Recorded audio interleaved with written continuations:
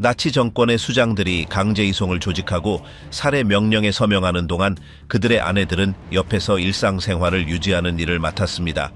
그들은 손님을 접대하고 전선에서 온 물건들로 가득 찬 집에서 아이들을 키웠으며 대규모 처형을 지시한 자들과 축하 행사를 함께했습니다. 어떤 이들은 점령 지역으로 여행했고 어떤 이들은 당에서 제공한 주택에 머물면서 모든 것을 침묵 속에 유지했습니다. 그들은 비록 제복을 입지 않았지만 이름, 직책, 그리고 계획을 알고 있었습니다. 제국이 무너졌을 때 많은 이들이 보고서에서 사라졌고 이름 없이 세월을 보냈습니다. 어떤 이들은 홀로 남았고 어떤 이들은 도시를 바꾸거나 흔적을 남기지 않고 다시 시작했습니다. 나치즘을 이끈 남자들과 식탁, 침대, 그리고 일상을 함께했던 여자들에게 무슨 일이 일어났을까요? 그들 중 첫 번째는 게르트루트 숄츠 클링크였다. 그녀는 1902년 2월에 세상에 태어났는데 그때 독일은 아직 대전에서 패배한 여파를 겪고 있었다. 그녀는 겸손한 가정에서 자랐고 어릴 때부터 규칙을 따르고 자신의 의무를 다하도록 배웠다. 1929년에 급진적인 사상들이 전국적으로 세력을 얻는 동안 그녀는 민족사회주의 독일 노동자당에 가입하기로 결정했다. 여성에 대한 시각이 매우 제한적이었음에도 불구하고 그녀의 결단력은 그녀가 조직 내에서 발전할 수 있게 했다. 그녀의 승진은 빨랐고 1933년에 그녀는 이미 당의 여성단체 리더십을 맡고 있었다. 그 자리에서 그녀는 모성, 정권에 대한 순종, 그리고 가정 돌봄에 초점을 맞춘 여성의 이미지를 홍보했다. 권력에서 부과된 규칙들은 많은 삶의 방향을 완전히 바꾸어 놓았다. 일부 여성들은 의사나 변호사로서의 직업을 포기하고 집에 머물러야 했다. 그녀에게 그것은 이념적 승리의 한 형태였다. 1939년에 분쟁이 발발했을 때 그녀가 옹호했던 것들과의 갈등이 시작되었다. 노동력 부족으로 인해 많은 여성들이 작업장과 농장으로 돌아가야 했고 이는 그녀가 추진했던 것과는 상반되는 일이었다. 그럼에도 불구하고 그녀의 입장은 확고했다. 1940년 10월에 그녀는 아우구스트 하이스마이어와 결혼했는데 그는 SS의 고위 장교였다. 두 사람 사이에는 이전 배우자와의 사이에 둔 10명의 자녀가 있었다. 그들의 집은 정권의 언론에서 그들이 확산시키고 싶었던 가족 유형을 보여주는 예시로 사용되었다. 시간이 흐르고 전쟁 상황이 악화되면서 상황은 더욱 어려워졌다. 1945년 5월에 연합군이 베를린을 점령하기 직전 그녀가 알던 모든 것이 무너지기 시작했다. 정권의 종말은 임박했고 위험은 커졌다. 그녀는 소련군에 붙잡혀 포로 수용소로 보내졌다. 그러나 그녀는 탈출하여 베베나우젠에 숨었고 그곳에서 지역 귀족들의 도움을 받았다. 그들은 발각되는 것을 피하기 위해 3년 동안 가명으로 숨어 지냈다. 하지만 1948년 2월의 상황은 반전되었다. 그녀는 체포되어 위조 문서를 사용한 혐의로 재판에 회부되었고 1년 반의 형을 선고받았다. 나중에 옛 정권 내에서의 책임을 평가하는 위원회는 그녀의 형량을 2년 반으로 늘렸고 정치 활동에 참여하는 것을 금지했다. 1953년에 자유를 되찾았을 때 그녀는 대중의 관심에서 벗어나기로 선택했다.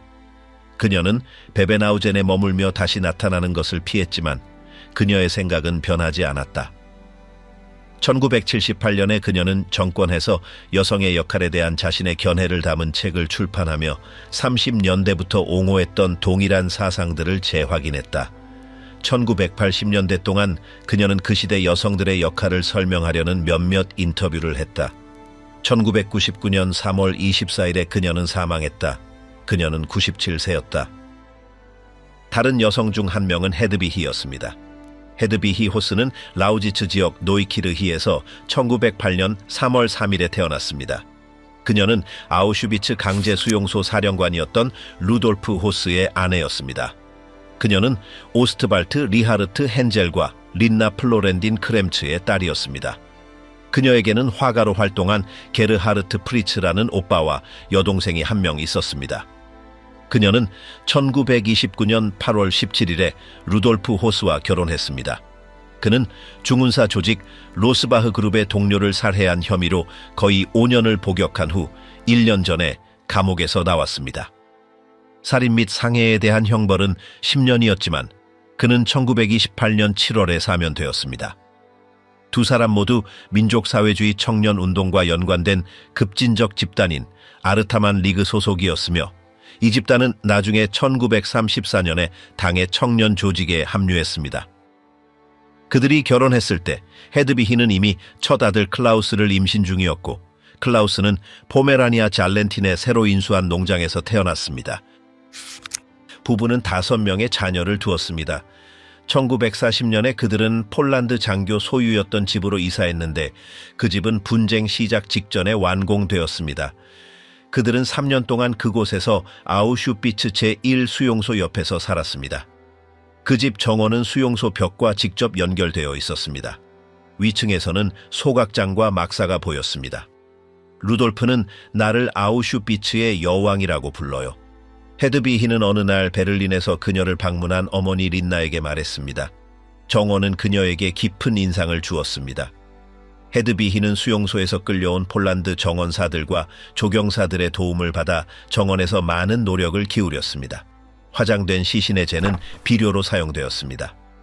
루돌프의 운전수였던 러폴드 해거의 회상에 따르면 헤드비히는 얘들아, 재를 제거하기 위해 딸기를 잘 헹궈라고 말하곤 했습니다.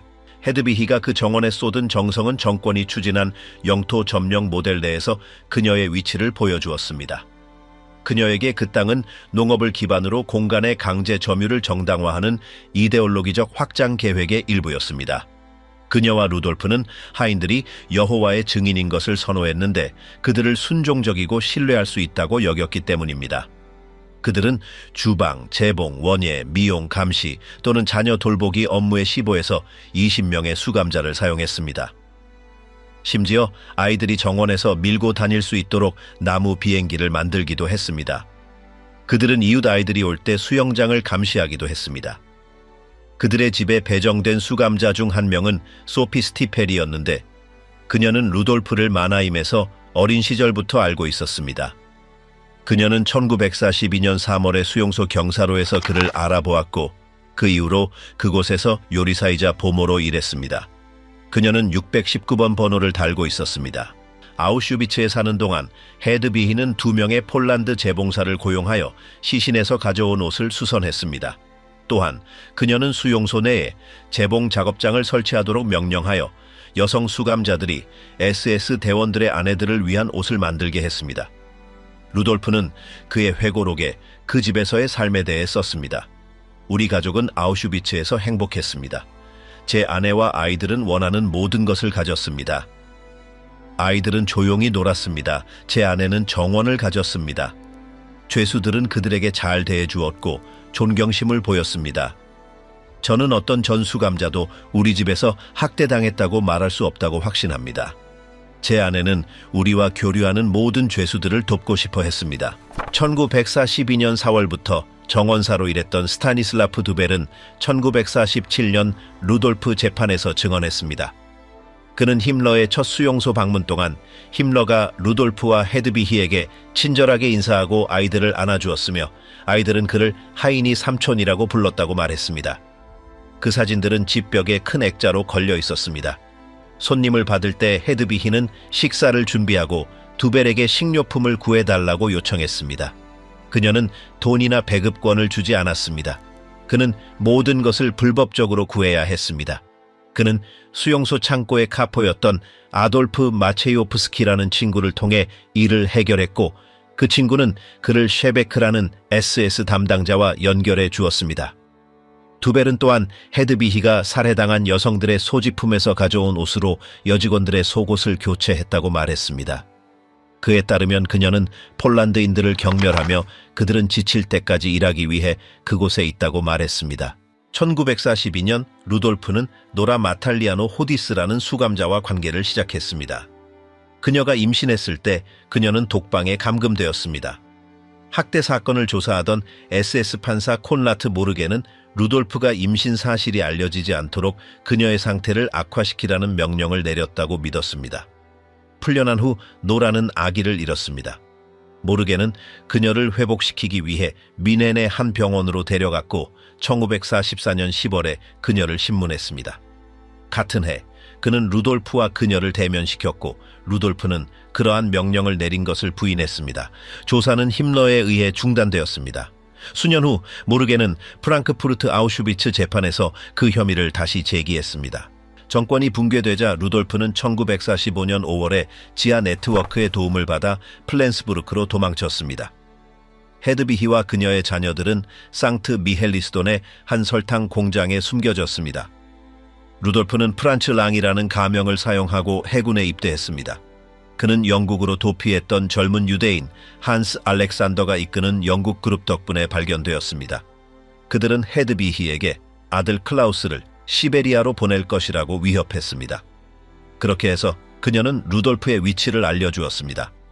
그는 정원사로 일하던 고트루펠에서 1946년 3월 11일에 체포되었습니다. 그는 주요 재판에서 증언한 후 폴란드 당국에 인계되었습니다. 그는 1947년 3월 11일에서 29일 사이에 재판을 받았습니다. 그는 4월 16일 자신이 지휘했던 바로 그 수용소에서 교수형에 처해졌습니다. 1964년 프랑크푸르트 아우슈비츠 재판에서 헤드비히는 자신이 루드비스부르크에서 주부로 살고 있으며 아우슈비츠에서 일어난 일을 기억하지 못한다고 증언했습니다. 분쟁 후 첫 몇 년 동안 부부의 자녀들은 아버지가 어디에 있는지 몰랐습니다. 클라우스는 어머니와 형제자매들을 슈투트가르트로 데려간 후 아내 리졸렛과 함께 호주로 갔습니다. 그곳에서 그는 항공사에서 일했고 1986년 초 알코올 중독으로 사망했습니다. 잉게 브리기트는 모자 제작자로 훈련받았고 프랑코 독재 시절에 스페인으로 이주했습니다. 그곳에서 그녀는 발렌시아객의 모델로 발탁되었고 미래의 미국인 남편을 만나 미국으로 이주하여 워싱턴 DC의 의류 매장에서 일했습니다. 그녀는 결국 알링턴에서 살게 되었습니다. 2021년 12월 16일의 인터뷰에서 그녀는 아버지가 좋은 아버지였고 어머니에 따르면 매우 슬픈 남자였다고 말했습니다. 한스 위르게는 여호와의 증인이 되었고 가족과 멀어졌으며 슈투트가르트 지역의 경제적으로 부유한 여성인 이레나 파울리와 결혼했습니다. 그들은 1962년에 태어난 카이와 라이너라는 두 명의 자녀를 두었습니다. 한스 위르게는 사망할 때까지 발트해와 가까운 집에서 살았습니다. 카이는 인도네시아에서 만난 필리핀 태생의 아내 라흐마와 함께 슈투트가르트 근처 시골 지역에 살고 있습니다. 그들은 4명의 자녀를 두었습니다. 헤드비히는 1989년 9월 15일에 알링턴에 있는 딸 잉게 브리기트의 집에서 사망했습니다. 그녀는 화장되어 그 지역 묘지에 이름 없이 묻혔습니다. 묘비에는 단 한 단어만 새겨져 있습니다. 엄마. 그 원안에 있던 또 다른 인물은 에미 괴링이었다. 그녀는 헤르만 괴링, 즉 제3제국의 가장 눈에 띄는 인물 중 한 명의 아내가 되기 전에 유명한 연극 배우였다. 1902년에 함부르크에서 태어난 그녀의 연기 경력은 20년대의 독일 무대에서 시작되었다. 그녀는 존재감, 확고한 목소리, 우아한 몸짓을 가지고 있었다. 그녀는 주요 극장에서 일했고 재능으로 칭찬을 받았다. 베를린에서의 한 공연 중에 그녀는 괴링을 만났다. 그는 이미 나치즘의 부상의 핵심적인 인물이었다. 관계는 빠르게 진전되었다. 그들은 짧은 시간 안에 약혼했고 1935년에 세간의 이목을 끄는 결혼식을 올렸다. 그 결혼식은 정권의 공식 언론이 가장 많이 다룬 사회 행사 중 하나였다. 히틀러는 증인으로 참석했다. 퍼레이드, 음악가들, 전국에 배포된 사진들이 있었다. 에미는 그 순간부터 잘 알려진 인물이 되었다. 언론은 그녀를 제국의 영부인이라고 불렀다. 그녀의 역할은 상징적이었다. 그녀는 결정에 참여하거나 정치적 연설에 나서지 않았지만 대중 행사와 외교관들과의 만남에 그녀의 이미지는 항상 존재했다. 그녀는 괴링과 함께 숲 한가운데 지어진 카리날에 살았는데 이곳은 권력과 부를 반영하도록 설계된 저택이었다. 그곳에는 고대 테피스트리로 장식된 거실, 높은 천장, 공식 선물로 가득 찬 진열장, 그리고 여러 나라에서 약탈된 미술품 컬렉션이 있었다. 에미는 리셉션을 주최하고 해외 방문객을 맞이했으며 의전의 세부 사항을 감독했다. 그녀는 독일 디자이너의 의상을 입고 비엔나에서 가져온 보석을 착용했으며 여러 언어를 유창하게 구사했다. 그녀의 역할은 손님을 맞이하고 동행하며 정권의 온화한 얼굴을 보여주는 것이었다. 그곳은 또한 무대 역할을 했다. 그곳에서 가족 사진을 찍고 공식 만찬을 열고 영화를 상영했다. 에미는 자신만의 일과가 있었다. 아침에는 정원을 거닐고 주방 직원들과 메뉴를 확인하며 그날의 활동을 준비했다. 그녀의 일정에는 대사들, 장군들의 아내들, 당 조직 대표들과의 약속이 있었다. 시간이 지나면서 그녀와 에바 브라운 사이에 긴장이 생겼다. 에바가 히틀러의 사적인 동반자였음에도 불구하고 공식 직함을 가지고 있지는 않았다. 반면 에미는 제국에서 두 번째로 강력한 인물의 아내였다. 공개 행사에서는 에바 앞에서 의전적 거리를 유지해야 했다. 그러나 마쿠에서는 마찰이 있었다. 에미는 에바를 다소 깔보는 듯한 태도로 언급했고 이는 내부 서클의 일부 증인들에 의해 기록되었다. 둘 사이의 비교는 자주 있었다. 한 명은 공식적인 지위를 가졌고 다른 한 명은 그림자에 가려져 있었다.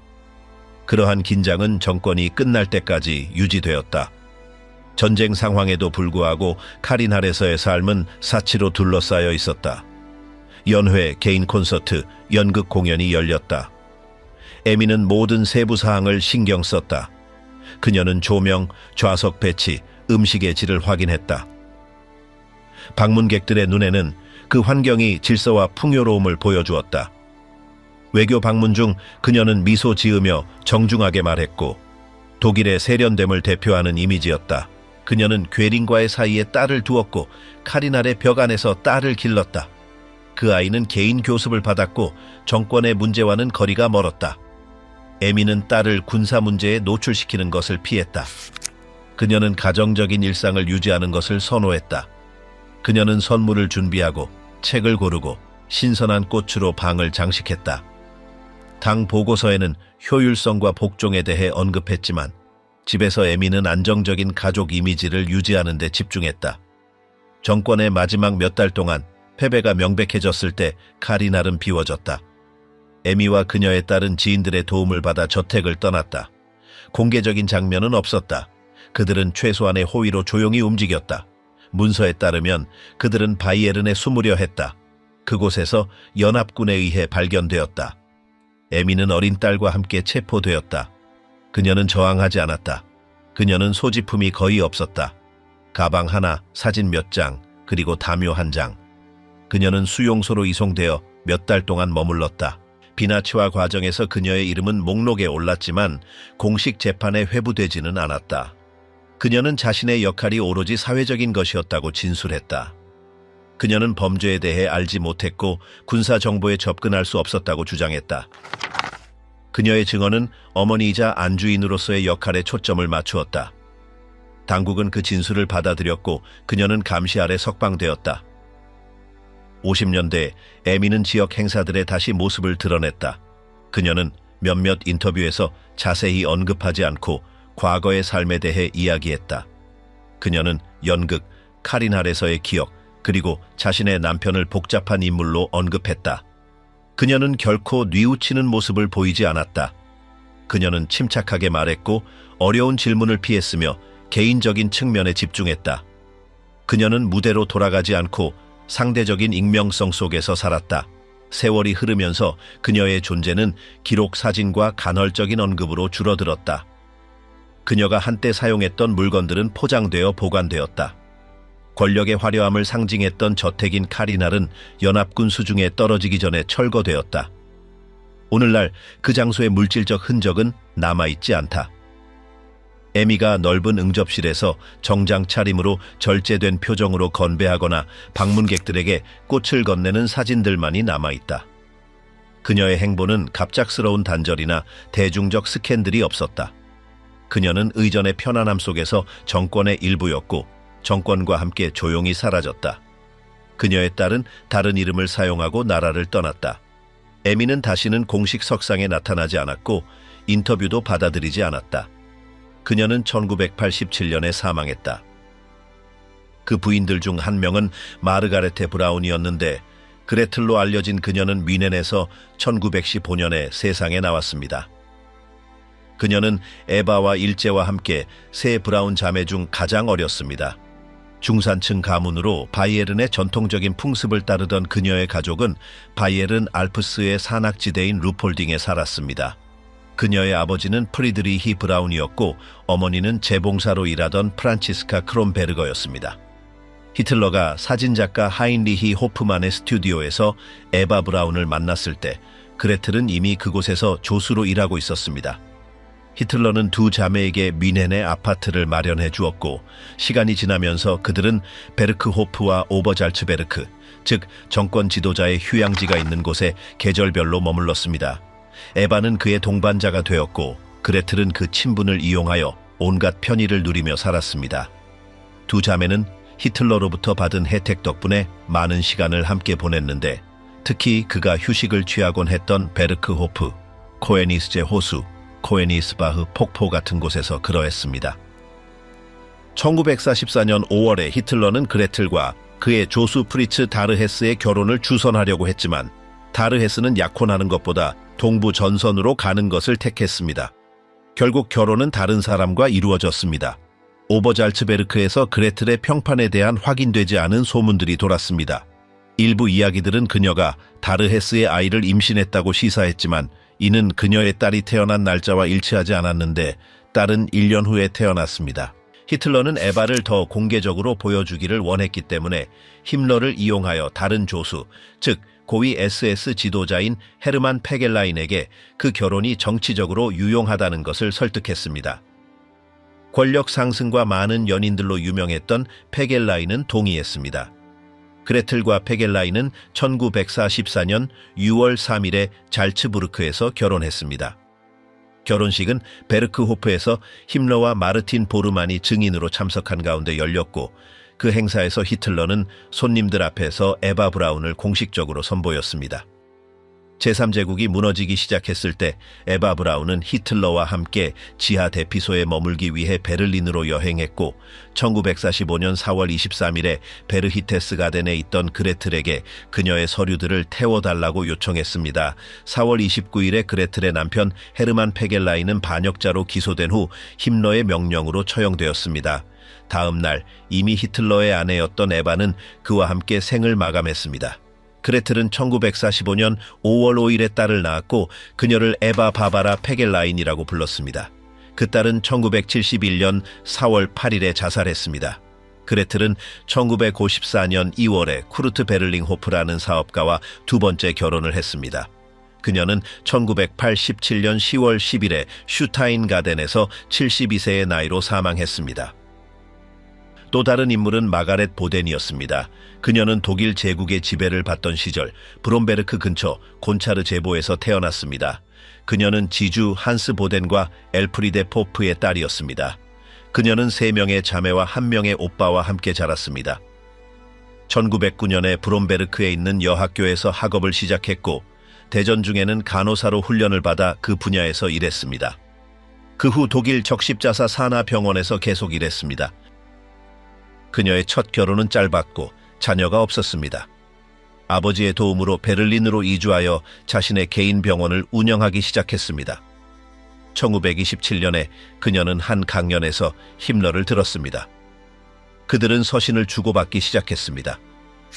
한 편지에서 그녀는 그를 냉혹한 심장을 가진 병사라고 불렀지만 그의 외모보다는 글 쓰는 방식이 더 마음에 들었습니다.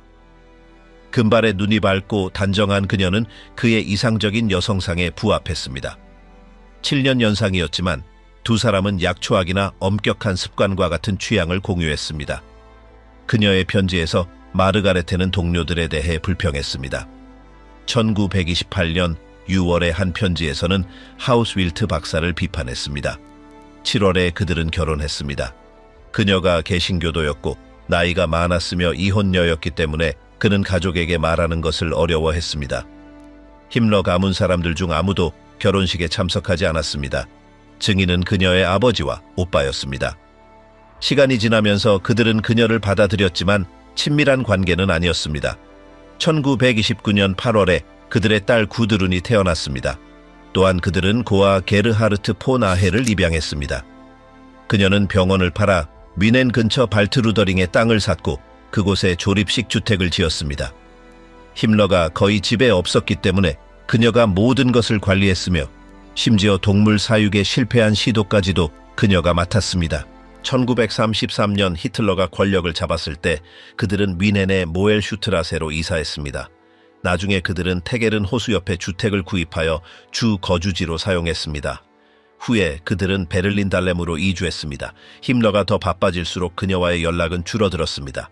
힘러의 형은 그녀를 충성스럽기는 하지만 차갑고 신경질적이며 애정 없는 여성으로 묘사했습니다. 마르가레테는 1928년부터 나치당 소속이었고 당원 번호는 97,252였습니다. 힘러와의 관계가 냉랭해졌음에도 불구하고 그들은 여전히 행사에 참석했습니다. 그들은 하이드리히 부부를 자주 방문했고 그녀는 다른 SS 대원들의 아내들과의 모임을 주최했습니다. 그녀는 다른 사람들 사이에서 결코 잘 받아들여지지 않았습니다. 발두어 폰 슈라흐는 힘러가 집에서 압박을 받으며 살았고 그녀의 요구를 충족시켰다고 말했습니다.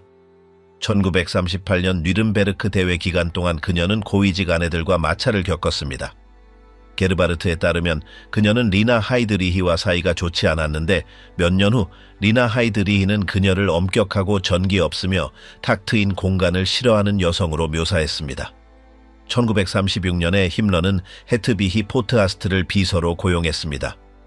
1939년에 그들은 관계를 시작했습니다. 그들은 2명의 자녀를 두었는데 헬게는 1942년에 태어났고 나네테는 1944년에 태어났습니다. 그문트에 살던 마르가레테는 1941년경에 그 상황을 알게 되었습니다.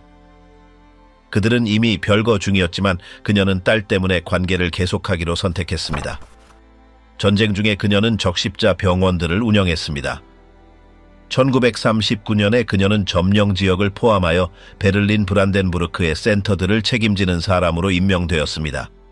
1940년 3월에 그녀는 폴란드로 여행하여 포젠, 우치, 바르샤바와 같은 도시에 대한 기록을 남겼습니다.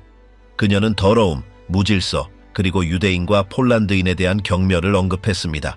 그녀의 임무로 인해 적십자에서 대령 계급을 받았습니다. 1945년에 그녀는 게프하르트 힘러에게 편지를 써서 남편의 업적을 높이 평가했습니다. 그녀는 자주 방문하는 딸과 연락을 유지했습니다. 그해 4월에 그들은 그문트에서 힘러를 만났습니다. 연합군이 진격했을 때 마르가레테와 구드루는 도피했습니다. 5월에 그들은 이탈리아 볼차노에서 붙잡혔습니다. 그들은 프랑스, 이탈리아, 독일의 여러 수용소로 이송되었습니다. 그녀는 신문을 받았지만 유용한 정보를 제공하지 않았습니다. 그녀는 항상 주변에서 일어나는 일만 보았다고 말했습니다. 1945년 9월에 그녀는 뉘른베르크에서 신문을 받았고 딸과 함께 플라크 카제른의 루트비히스부르크 수용소로 끌려갔습니다. 1946년 11월에 그들은 풀려났습니다. 그 후 그들은 빌레펠트의 베텔에 피난했습니다. 그녀의 존재는 논란을 일으켰습니다. 1947년에 뉴욕 트리뷴 신문은 그녀의 현재 상황에 대한 기사를 발표했습니다. 1948년에 그녀는 탈라치화 과정에서 3등급의 경미한 위반자로 분류되었습니다. 1950년에 그녀는 항소하기 위해 변호사를 고용했습니다. 그녀는 자신의 소속이 상징적이었으며 자신의 직책은 이전 간호 경험 때문이라고 주장했습니다. 그녀는 정치적 권력이 있었음을 부인했습니다. 데트몰트 법원은 그녀가 정권과 힘러의 결정을 지지했다고 판결했습니다. 그녀의 변호는 그녀가 단지 힘러의 아내였다는 이유만으로 재판을 받는 것이라고 주장했습니다. 1951년 3월에 그녀는 4등급의 소극적 동조자로 재분류되었습니다. 그녀는 범죄에 대한 책임은 없었지만 그녀와 딸이 특권을 누리며 살았다는 결론이 내려졌습니다.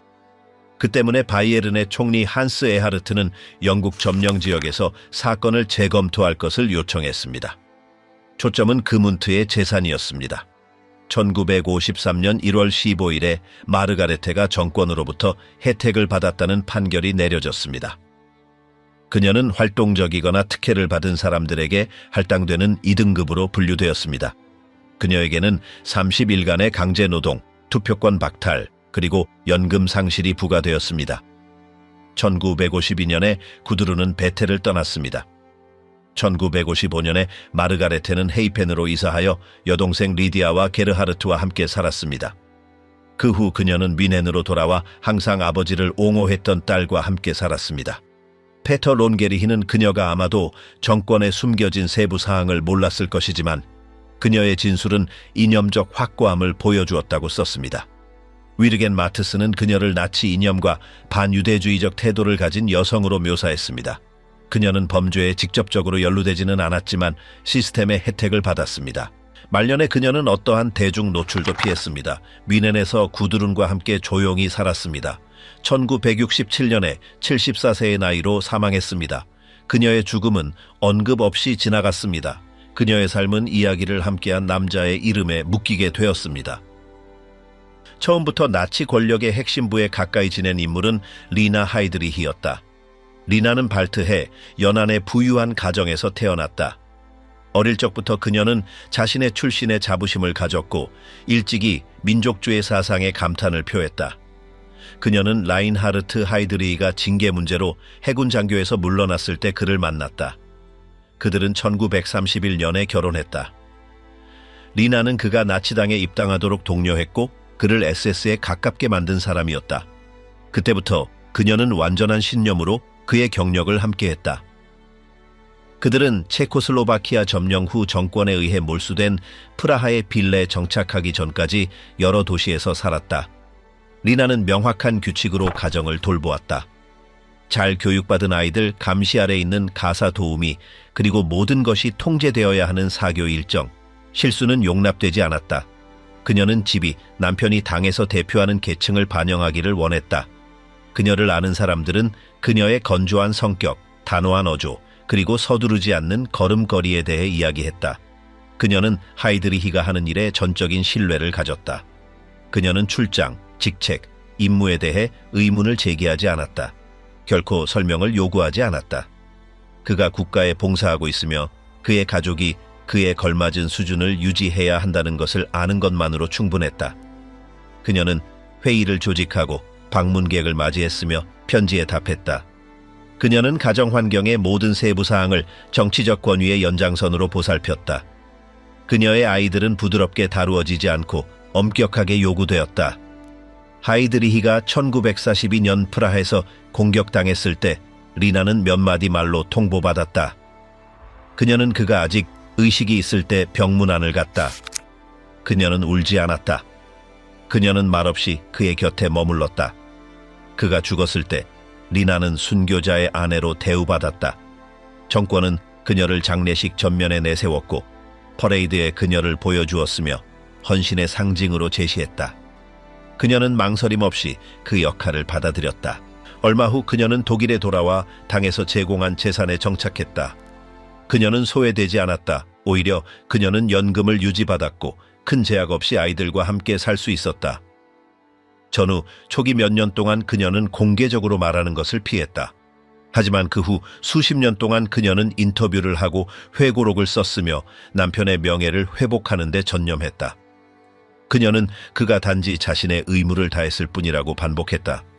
그녀는 가족의 이미지를 손상시킬 수 있는 행위에 대한 주장을 부인했다. 그녀는 희생자나 그의 이름으로 내려진 결정에 대해 언급하지 않았다. 많은 사람들에게 그녀는 과거와 결코 거리를 두지 않은 정권의 몇 안 되는 미망인 중 한 명이었다. 1976년에 그녀는 최종 해결책에 대한 세부 사항을 알지 못했다고 주장하는 책을 출간했다. 리나 폰 오스테는 1985년 8월 14일 페마른에서 사망했다. 일제 헤스는 바로 그 환경의 일부였습니다. 일제 프로엘은 독일 북부의 보수적이고 종교적인 분위기에서 태어났습니다. 그녀는 루돌프 헤스가 이미 히틀러의 측근이었을 때 그를 만났습니다.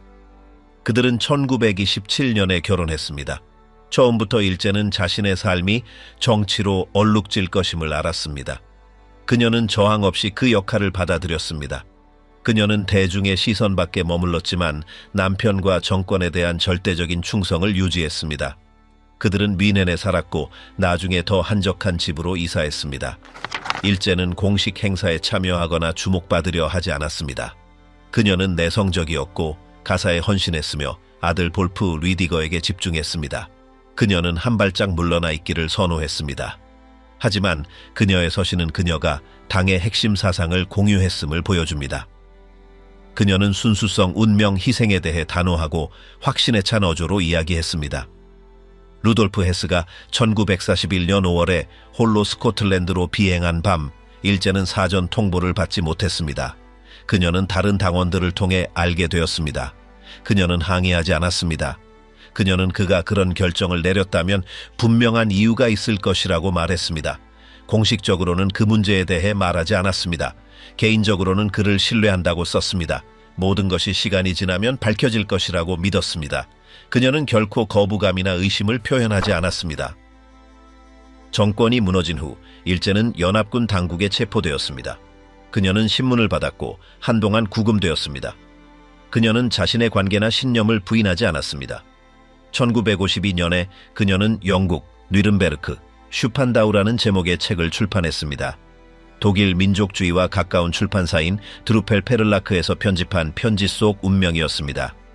그 시절 동안 그녀는 히틀러에 대한 존경심을 여전히 가지고 있던 비니프레드 바그너를 포함하여 나치 측근의 여러 사람들과 서신을 주고받았습니다. 일제 헤스는 1995년 9월 7일에 95세의 나이로 사망했으며 바이에른의 분지델시에 있는 남편 옆에 안장되었습니다.